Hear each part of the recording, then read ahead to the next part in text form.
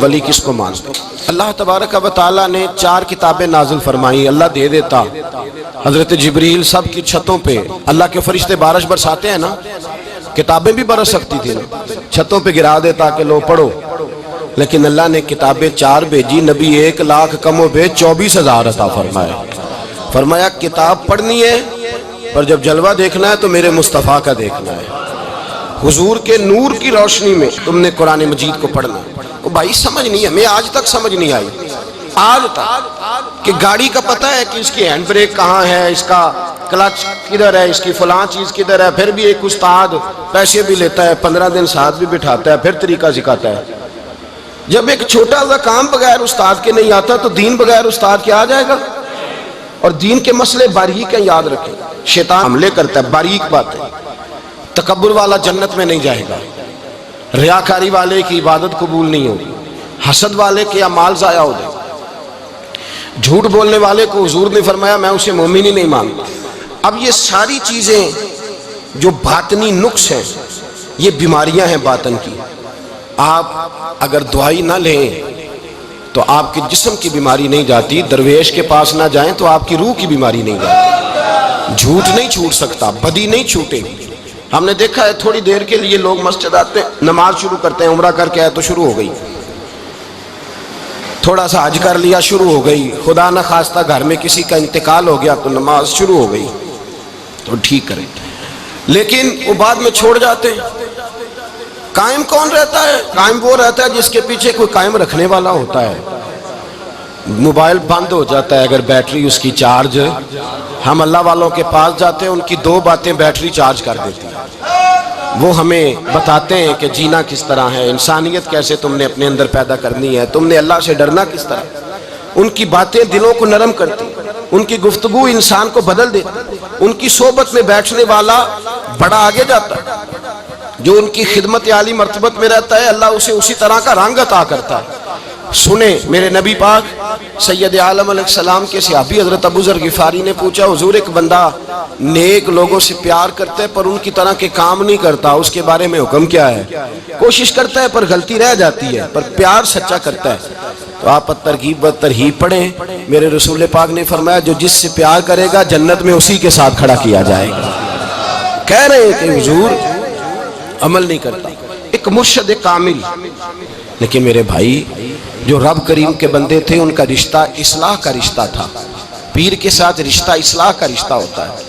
وہ جو لوگ رسمی بیعت کرتے ہیں نا، ٹھیک ہے مرید ہو گئے چلو روزی میں برکت ہو جائے گی، اس سے بھی انکار نہیں۔ اعلیٰ حضرت فرماتے ہیں بیعت برکت کی بھی بڑی بات ہے، اور دلیل کیا ہے؟ آپ فرماتے ہیں اگر اصحاب کہف کا کتا ولیوں کے پاس بیٹھ جائے اللہ اسے خالی نہیں رکھتا، تو ولیوں سے پیار کرے گا تو کیسے خالی رہ جائے گا؟ بیعت برکت بھی بڑی بات، لیکن جب آپ مرید ہوں تو جس مکتب میں جائیں اس کا سبق یاد کریں، جس چیز سے روکا جائے اس چیز پر، سمجھ آ رہی ہے میری بات کی؟ لوگ کہتے ہیں جی معرفت کیا ہوتی ہے، تو معرفت آپ قرآن مجید کا 15واں سپارہ آخر سے اور 16واں سپارہ شروع سے پڑھیں، حضرت خضر اور جناب موسیٰ کا واقعہ دیکھیں، وہ ساری معرفت کی بات ہی تو ہے۔ ایک بندہ قتل کر دیا جناب خضر نے، حضرت موسیٰ کہتے ہیں یہ کیا کیا؟ آپ فرمانے لگے یہ اپنے باپ ماں کے لیے تکلیف کا سبب بن جانا تھا لہذا قتل کر دیا، بچوں کی دیوار سیدھی کر دی، یہ ساری تفصیل قرآن مجید میں ہے۔ تو حضرت سیدنا موسیٰ علیہ السلام کہنے لگے یہ کیا؟ فرمایا ان کا باپ بڑا نیک آدمی تھا۔ تو بھائی تفصیل دیکھیں آپ، اللہ والوں کے پاس لوگ جایا کرتے، ان کے پاس بیٹھتے۔ ہمارے دور کے اندر ایک بڑا غلط کام کرتے ہیں لوگ، ایک تو جاتے نہیں، پیر نہیں پکڑتے، شیخ نہیں پکڑتے، اور حضرت باجید بستامی فرماتے ہیں اگر نیکی بتانے والا تجھے کوئی نہ ہو، تیرا پیر کوئی نہ ہو، تو شیطان تو پھر ہے ہی تیرے ساتھ، بدی پہ تو وہ لگائے گا ہی۔ اگر نیکی بتانے والا کوئی نہیں تو پھر بدی بتانے والا تو تیرے ساتھ ہے۔ ہم نے یہ دیکھا ہے، اپنی زندگی کا چھوٹا سا تجربہ ہے کہ جو آ کے مرید ہوتا ہے وہ سارا بدل جاتا ہے، اس کے لیے داڑھی رکھنا آسان ہو جاتا ہے، اس کے لیے درود پاک پڑھنا، چڑھتی جوانی مال دولت سارا کچھ، لیکن اس کے لیے تبدیل ہونا۔ اور جو لوگ اس طرف توجہ نہیں کرتے، اس معرفت کی طرف رجوع نہیں کرتے، ان کی زندگیاں بیت جاتی ہے ویسے کہ ویسے رہتے ہیں، تبدیلی نہیں آتی۔ تو بھائی اس زمانے کا جرم پتہ کیا ہے؟ ایک تو لوگ اللہ والوں کے پاس جاتے نہیں، یہ بڑی زیادتی اپنے ساتھ کرتے، اور دوسرا دشمنی کرنے لگے ہیں معاذ اللہ، دشمنی کرتے کہتے جی وہ صوفیاء نے تباہی کر دی معاذ اللہ، بابوں نے تو دین بگاڑ دیا، یہ دشمنی کرتے۔ ابن ماجہ سیاستہ کی کتاب ہے، حضرت عمر کہتے ہیں میں حضور کے روضے پہ گیا تو جناب معاذ بن جبل حضور کے روضے پہ بیٹھے رو رہے تھے، تو میں نے کہا معاذ کیوں رو رہے ہو؟ کہنے لگے نبی پاک کی ایک بات نے رلا دیا۔ میں نے کہا کیا ہوا؟ تو کہنے لگے رسول پاک نے فرمایا ہے دو باتیں اتنی سخت کر دی ہیں کہ میں ڈر رہا ہوں کہیں مجھ سے یہ غلطی ہو نہ جائے۔ کہا وہ کیا؟ فرمایا کہ نبی پاک نے فرمایا چھوٹی سی ریاکاری بھی شرک ہے، چھوٹا سا دکھاوا بھی، اگرچہ شرک اصغر ہے پر چھوٹی سی ریاکاری بھی شرک ہے۔ اور دوسرا حضور نے فرمایا رب فرماتا ہے جس نے میرے ولی سے دشمنی کی میرا اس کے خلاف اعلان جنگ ہے، میرا اس کے خلاف اعلان۔ دو جرم ایسے ہیں جن کے بارے میں اللہ نے فرمایا میں تم سے جنگ کروں گا، ایک فرمایا اگر تم سود نہیں چھوڑو گے تو جنگ کروں گا، ایک فرمایا میرے ولی سے دشمنی کرو گے تو میں تمہارے ساتھ، بولیے میں تمہارے ساتھ جنگ کروں گا، اگر تم نہیں چھوڑو گے تو میں جنگ کروں گا۔ تو میرے بھائی سمجھ لیں اولیاء اللہ کے پاس نہیں جاتے تو کم از کم دور رہ کے پیار تو کریں، دور رہ کے پیار تو کریں، پیار تو کریں اس کے ساتھ۔ اور اللہ کے ولیوں کی دشمنی بڑی خطرناک ہوتی ہے۔ اب یہ جو حضرت معاذ رو رہے تھے نا تو اس کی شرح میں حضرت حکیم الامت نے لکھا ہے حضرت معاذ کہنے لگے کہ میں رو اس لیے رہا ہوں کہ ایسا نہ ہو کہ میں کسی بندے کی بے ادبی کر دوں اور وہ اللہ کا ولی ہو، تو میں رو رہا ہوں کہ کہیں کوئی بات نہ مجھ سے نکل جائے۔ لوگ فر باتیں کرتے ہیں، فر لوگ ایک منٹ کے اندر بڑے بڑے لمبے چوڑے اعتراضات کرتے ہیں۔ تو بھائی اللہ کے ولیوں کے ساتھ پیار کریں، ان کی صحبت میں جائیں، ان کے پاس بیٹھیں، ان کی سنگت اختیار کریں، ان سے اپنی روح اور قلب کے لیے دوائی خریدیں، جو وہ پرہیز بتائیں وہ پرہیز کریں، پھر دیکھیں اللہ تبارک و تعالیٰ آپ کو نماز میں اطمینان عطا کرے گا، قرآن پاک میں دل لگے گا، درود و سلام کا موقع ملے گا۔ اور اگر یہ کام نہیں کرتے پھر مخالفت کریں گے۔ پھر کیا کرتے ہیں لوگ؟ ایک بزرگ گزرے حضرت ابو سعید عبداللہ ان کا نام ہے، بغداد میں پڑھتے تھے، اور خوش قسمتی یہ ہے کہ حضور غوث پاک کے کلاس فیلو تھے، حضور غوث پاک کے ساتھ پڑھتے تھے۔ حضرت عبداللہ فرماتے ہیں کہ میں بھی پڑھتا تھا تو ایک بڑا لائق سٹوڈنٹ تھا، اس کا نام تھا ابن سقا، وہ بھی پڑھتا تھا۔ فرماتے ہیں بغداد میں شور ہوا کہ ایک محمد غوث نام کے بزرگ آئے ہیں بغداد، ان کی کرامت یہ ہے کہ وہ ایک منٹ کے لیے موجود ہوتے ہیں اور اگلے منٹ وہ غائب بھی ہو جاتے ہیں۔ فرماتے ہیں شوق پیدا ہوا، میں حضرت غوث اعظم شیخ عبد القادر جیلانی اور ابن سقا ہم تینوں نکلے بابا جی سے ملنے، اور یہ آج سے 1000 سال پہلے کی روایت ہے۔ کہتے ہیں ہم سبق بھی پڑھا کرتے تھے اور کا دیدار بھی کرا کرتے تھے، ہم دیدار بھی کرتے تھے اللہ کے ولی، دونوں کام کرتے۔ فرماتے ہیں ہم دونوں جب تینوں نکلے نا تو ابن سقا رستے میں کہنے لگا بڑا ولی بنا پھرتا ہے معاذ اللہ، ایسا سوال کروں گا اسے جواب ہی کوئی نہیں آئے گا۔ آپ فرماتے ہیں میں نے کہا نہیں جی میں سوال تو میں بھی کروں گا، سوال تو بولیے سوال تو میں بھی کروں گا، پر میں دیکھوں گا وہ جواب کیا دیتے ہیں، دیکھوں گا۔ کہتے ہیں ہم دونوں بات کر کے خاموش ہوئے تو حضرت شیخ عبد القادر کی طرف نظر ڈالی، کہا آپ نہیں سوال کریں گے؟ تو غوث اعظم فرمانے لگے میں سوال نہیں کروں گا، بس رب کے بندے کا دیدار کروں گا، بس اللہ کے بندے کا دیدار کروں گا۔ اور فرماتے ہیں کہ ہم پہنچے بابا جی کے کمرے میں، گئے تو بابا جی موجود تھے، ہم جا کے بیٹھے تو بابا جی غائب ہو گئے۔ تھوڑی دیر گزری تو آئے، سلام کے بعد پہلے لفظ پتہ ان کے کیا تھے؟ کہنے لگے ابن سقا تو کیا کہتا تھا ایسا سوال کروں گا جواب نہیں آئے گا؟ میں تیرے اندر سے کفر کی بو دیکھ رہا ہوں، کفر کی بو دیکھ رہا ہوں، تو رب کے بندے سے دشمنی کرتا ہے۔ اور فرمانے لگے او ابو عبداللہ تو کہتا تھا کہ میں دیکھوں گا وہ کیا جواب دیتے ہیں۔ فرمایا تو کافر تو نہیں ہوگا پر دنیا دار ضرور ہو جائے گا۔ کہتا پھر بابا جی نے رخ پھیرا غوث پاک کی طرف اور کہنے لگے عبد القادر تو کہتا تھا میں رب کے بندے کا دیدار کرنے جا رہا ہوں، فرمایا جا میں تجھے دعا دیتا ہوں جب تک تیرا قدم نہیں لگے گا اللہ کسی کو ولایت عطا نہیں کرے گا، جا میں تجھے دعا دیتا ہوں جب تک تیرا قدم نہیں لگے گا رب کسی کو ولایت۔ حضرت ابو عبداللہ فرمایا کرتے تھے ہم آ گئے، ابن سقا پھر نہ مانا، کہنے لگا نہیں نہیں ایسے ہی بات کر دی ہے، اس تو کوئی علم غیب ہے معاذ اللہ۔ کہتے ہم نے دیکھا وہ سب سے بڑا عالم بنا، مناظر بنا، بڑی تقریریں کرتا، واضح کرتا۔ پھر وہ روم چلا گیا، روم کے بادشاہ نے اسے وزیر اوقاف بنا لیا۔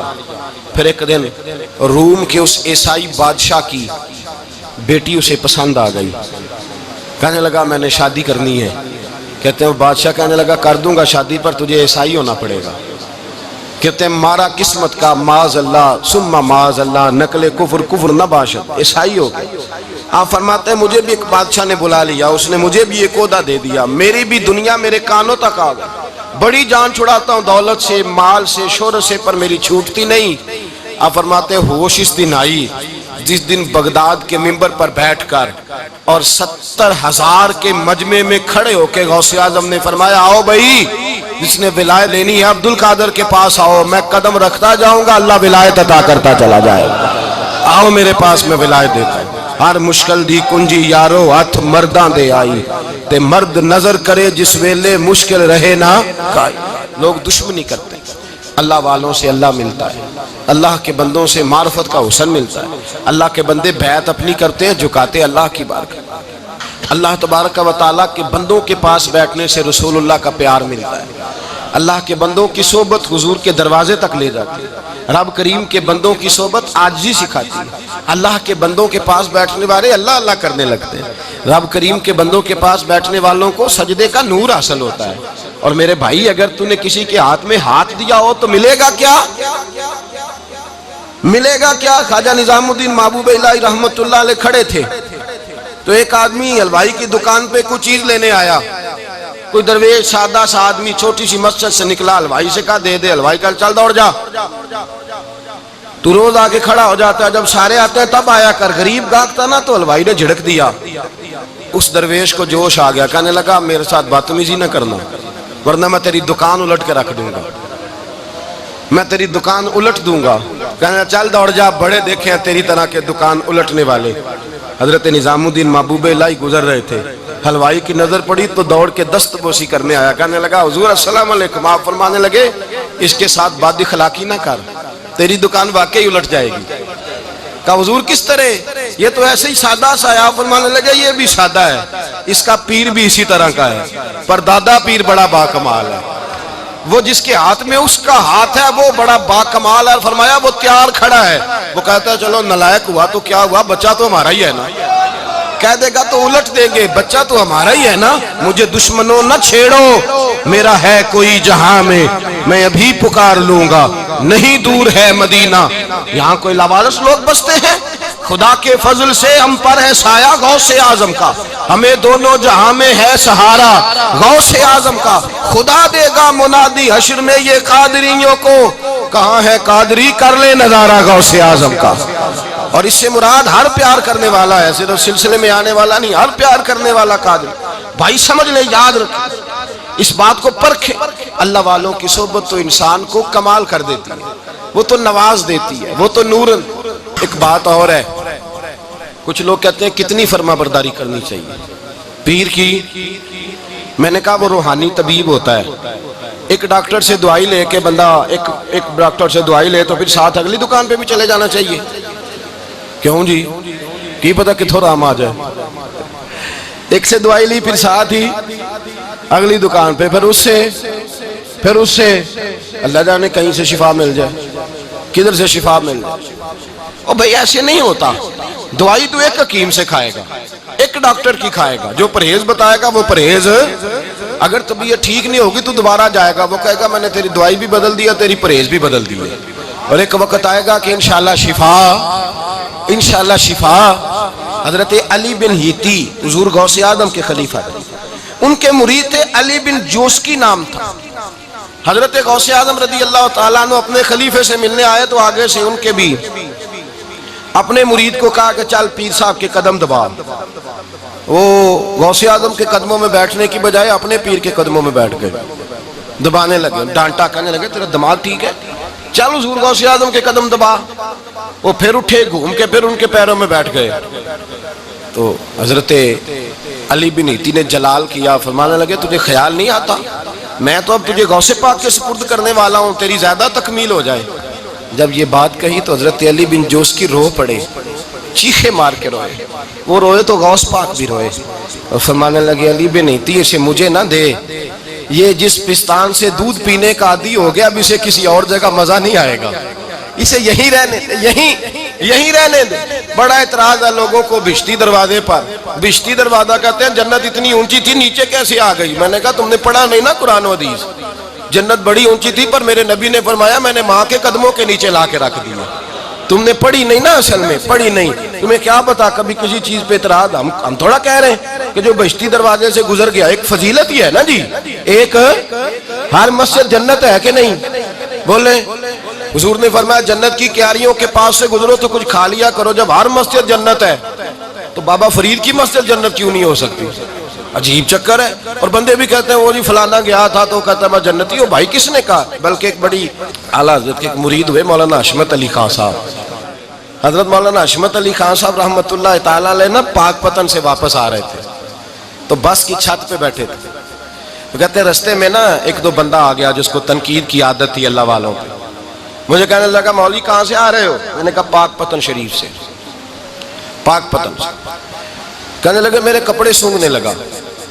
کہنے لگا بہشتی دروازہ گزرے ہو؟ میں نے کہا گزرا ہوں. تو کہنے لگا پھر جنت کی خوشبو نہیں آ رہی؟ نبی پاک نے تو فرمایا تھا کہ 500 سال جنتی دور ہوگا تو اس کی خوشبو آئے گی، تم سے نہیں آ رہی. مولانا بڑے حاضر دماغ تھے. کہنے لگے ایک حدیث پڑھی ہے ذرا دوسری بھی پڑھ لینی تھی. نبی پاک نے فرمایا جہنمی کو جنت کی خوشبو کوئی نہیں آئے گی. ایک ہی پڑھی ہے تو نے، اگلی بھی پڑھ لینی تھی. کہتے ہیں وہ بندہ کہنے لگا روکو بس مجھے نیچے اتار دو. یہ تو کوئی تگڑا بندہ ہی جواب دینے والا آ گیا ہے. ایک ہی پڑھی ہے حدیث تو نے، سے اگلی نہیں پڑھی. شیخ کی خدمت، شیخ کی خدمت نواز دیتی ہے. اور پھر ایک اور بات، میرے حضرت صاحب تو حد کرتے ہیں. ایک جملے میں سمو دیتے ہیں سمندر. کسی نے کہا حضرت جی ساری زندگی بندہ کسی کی خدمت کرتا رہے اللہ کا بندہ سمجھ کے، وہ اندر سے جل ہی نکل آئے تو پھر تو آپ فرمانے لگے ہم نے بندے کی خدمت نہیں کی اللہ کے بندے کی ہے.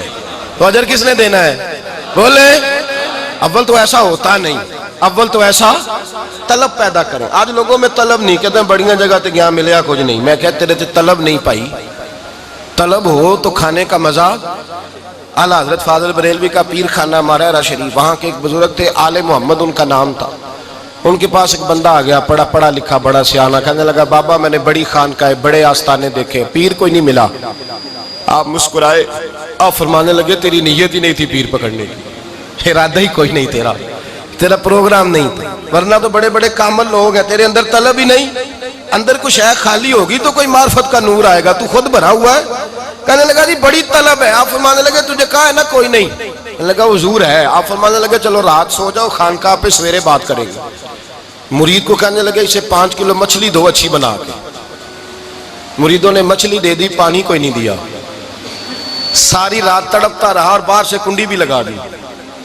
سویرے حضرت آل احمد آئے، دروازہ کھولا، قدموں پہ گرا. کہنے لگا حضرت جی پانی، حضرت جی پانی پانی پانی. آپ فرمانے لگے سلام تو لے لے پہلے. کہنے لگا نہیں حضور پانی پانی. آپ فرمانے لگے بتا مچھلی کہے گا حضور پہلے پانی پہلے پانی. حضرت نے ایک جملہ کہا رب کے بندوں کی ایک بات کمال کر دیتی ہے. فرمایا پتہ چلا طلب کیا ہوتی ہے؟ پتہ چلا طلب کیا ہوتی ہے؟ کہنے لگا سونے لگ پتہ گیا ہے کیا ہوتی ہے، لگ پتہ گیا ہے. آپ نے پانی بھی پلایا، مرید بھی کیا، اور جب سینے سے لگایا تو فرمایا جا تو نے طلب پیدا کی تھی، میں نے رب کے فضل سے تجھے فیض دیا ہے. کہتے وہاں بیٹھے بیٹھے کالے رنگ کا تھا، اللہ نے گورا رنگ بنا دیا. نورانیت چھلکنے لگی وہاں بیٹھے بیٹھے ہی کمال.